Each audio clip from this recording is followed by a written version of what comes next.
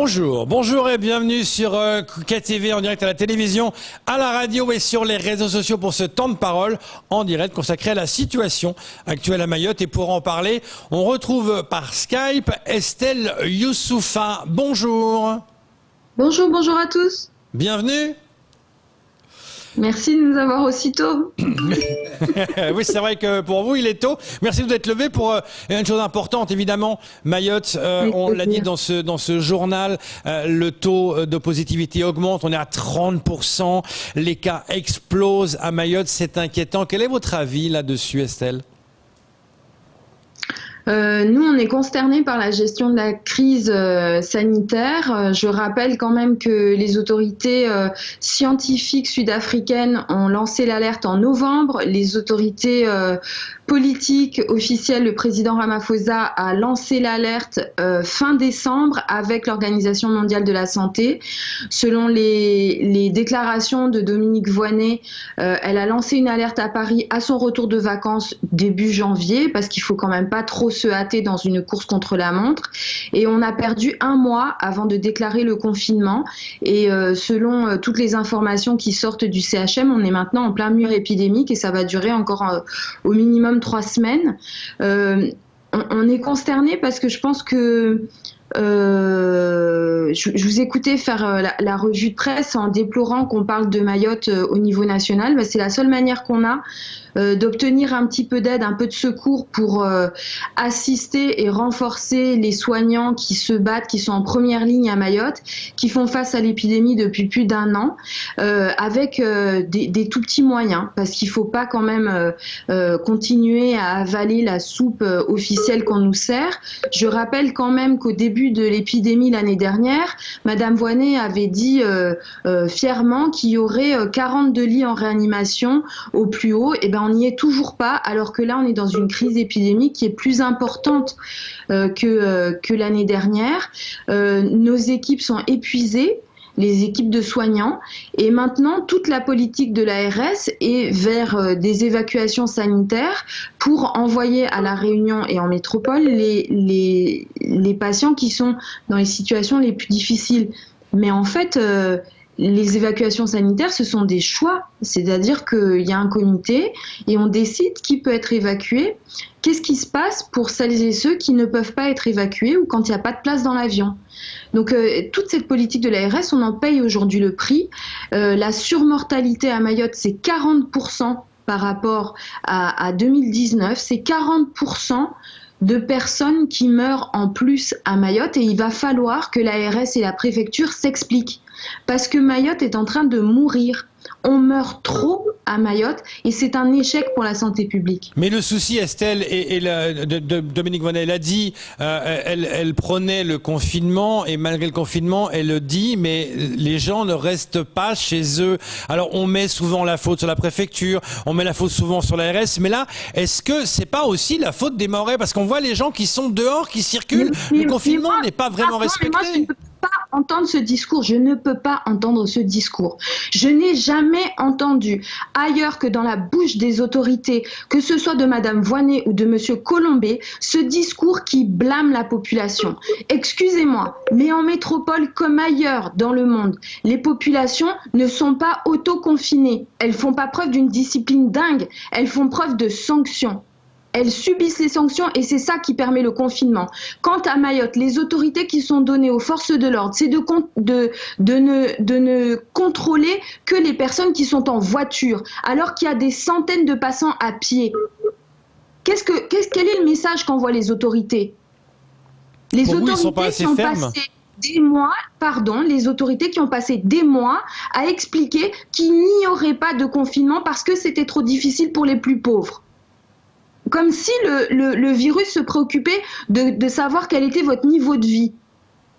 Excusez-moi, mais moi je ne peux plus entendre ce discours. Ça fait un an que le préfet et Madame Voynet n'arrêtent pas de répéter « c'est difficile de confiner à Mayotte » avant même d'essayer. Ça fait 1 an qu'ils ne donnent pas les moyens aux forces de l'ordre et ni les bonnes consignes pour réellement imposer ce couvre-feu.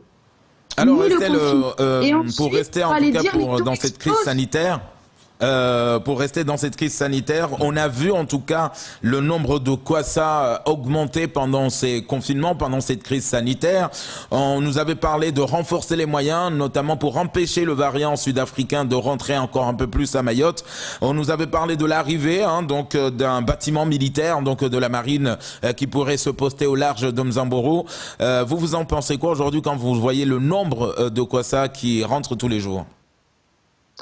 Vous savez, le malin, selon les informations qui ont été diffusées, le bâtiment de la Marine nationale ne reste ici que 4 jours. On a des Kwassa matin, midi et soir, tous les jours que Dieu fait. Tous les jours que Dieu fait. Maintenant, le collectif reçoit quotidiennement des vidéos des Kwassa. On a décidé de les diffuser parce qu'on continue à nous prendre pour des imbéciles avec la communication officielle. Il y en a ras-le-bol d'entendre ces espèces de grandes déclarations hors sol qui proviennent des ministres ou de la préfecture, comme si on n'avait pas les yeux et les oreilles grands ouverts.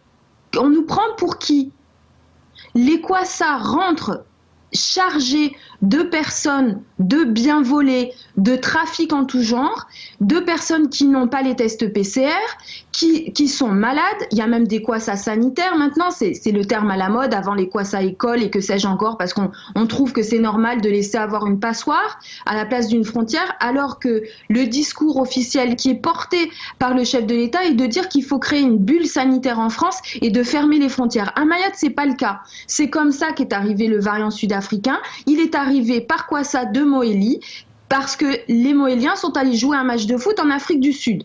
On en est là. Et aujourd'hui, malgré les déclarations officielles, on continue à avoir ces Kwassa qui arrivent tous les jours. Avec, dans la dernière vidéo qu'on a diffusée, on voit le pilote du Kwassa qui nargue carrément les autorités. Mais la portée politique de ce qui est en train de se passer, on la connaît parfaitement. C'est l'opération de grande envergure d'invasion qui a été annoncée par le gouverneur d'Anjouan. Et bien maintenant, elle est à l'œuvre. Tous les pilotes de Kwassa comoriens ont parfaitement entendu les consignes et l'appel de ce gouverneur anjouanais. Et maintenant, on est en train d'assister sous nos yeux à l'invasion de Mayotte en Kwassa. Alors qu'il y a eu des négociations bilatérales qui se sont... c'est pas autre chose. Estelle, il y a eu des relations bilatérales qui se sont déroulées dernièrement entre justement le gouvernement comorien et le gouvernement français pour lutter contre justement ce que vous disiez, cette invasion annoncée. Apparemment, le gouvernement comorien a dit « Ok, on va essayer de contrôler, d'empêcher les départs ». Qu'en pensez-vous?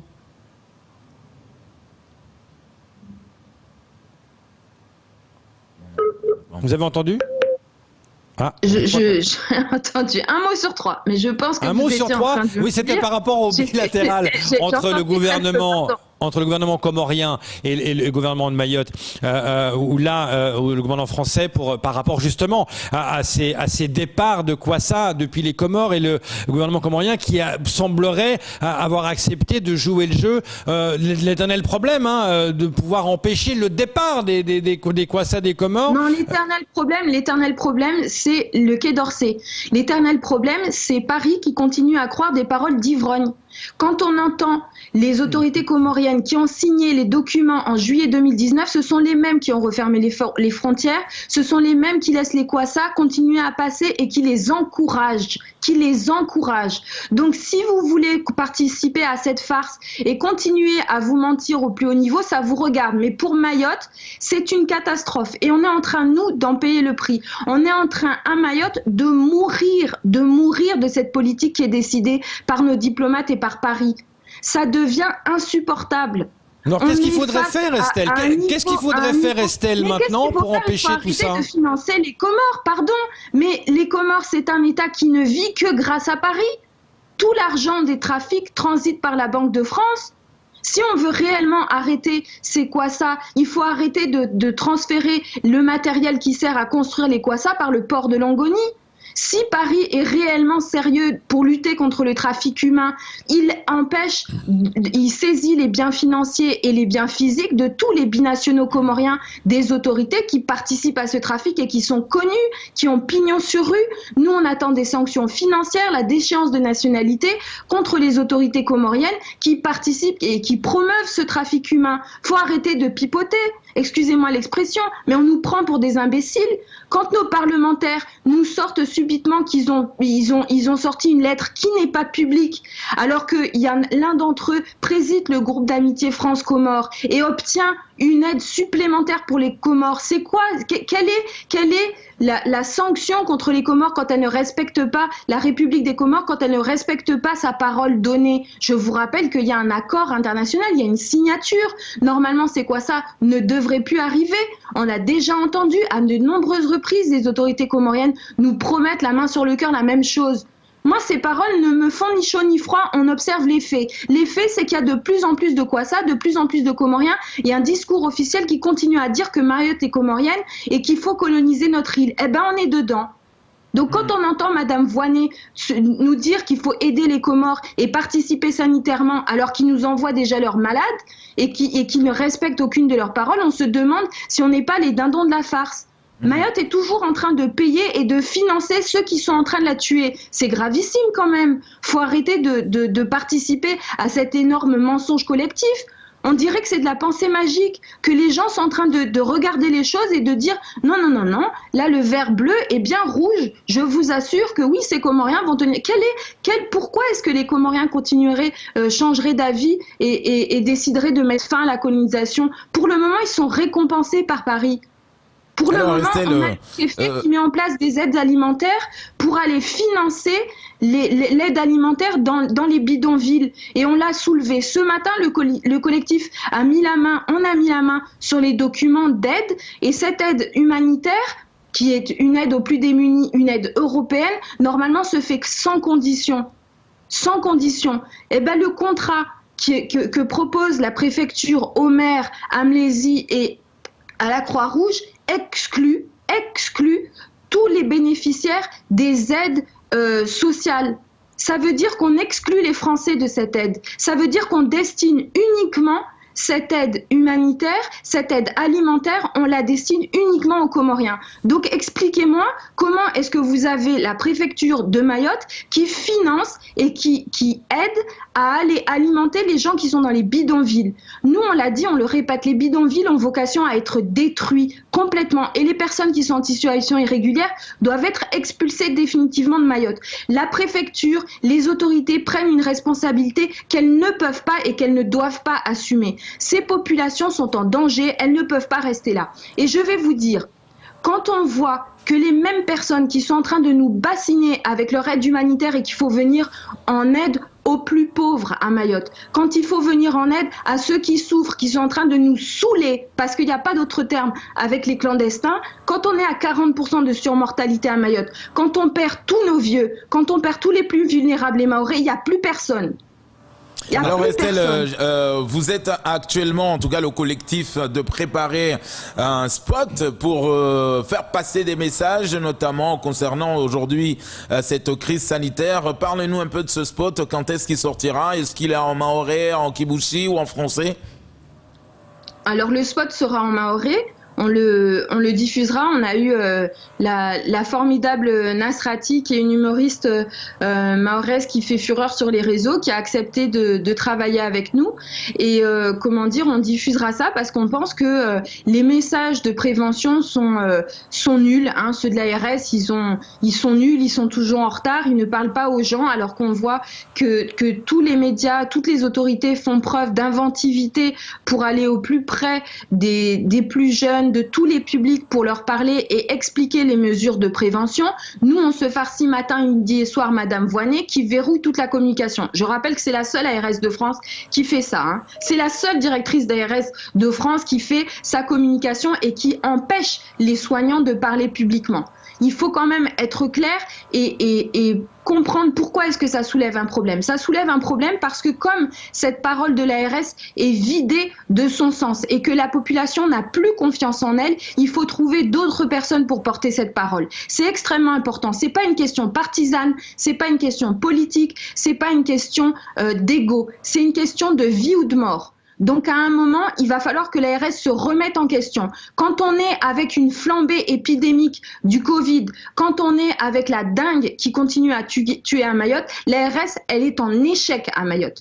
L'ARS de Madame Voynet, c'est un échec. Et avant d'aller s'occuper de son sort à elle, il faut s'occuper du sort de la population. Et il y a urgence à communiquer clairement avec des moyens simples pour que les gens comprennent de quoi il s'agit. Quand il y a des doutes, une crise de confiance envers les autorités sanitaires, il faut trouver d'autres moyens, des dessins animés, des chansons. L'ARS a les budgets pour faire ça. Il faut aller au-devant de celles et ceux, les artistes, qui sont capables de parler à la population. On est une population qui a une tradition orale, qui a une tradition culturelle avec de la musique. Il faut faire des chansons pour expliquer le Covid, en parler le plus possible. Il faut rabâcher sur ces gestes barrières pour expliquer pourquoi est-ce que c'est important, au lieu d'aller développer ce discours culpabilisant et méprisant envers les Mahoraises et les Mahorais. À un moment, il va falloir que l'ARS et la préfecture fassent leur boulot. Parce que quand on est à 40% de surmortalité, on a honte.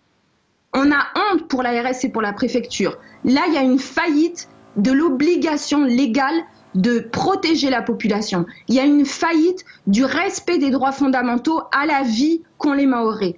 Quand on est à 40% de surmortalité, le plus fort taux en France, il y a un gros problème. Donc nous, au collectif, on fait notre part, on essaye au maximum, on sensibilise et c'est ça notre mission. Parce que l'objet, c'est quand même qu'on soit là. Le gouvernement va gouverner quoi? Des morts? Merci, quand on entend Estelle, les acteurs économiques qui nous parlent de consommer, qui va consommer? Les cimetières? Merci Estelle. Quand on est avec des tout pareils, il faut agir.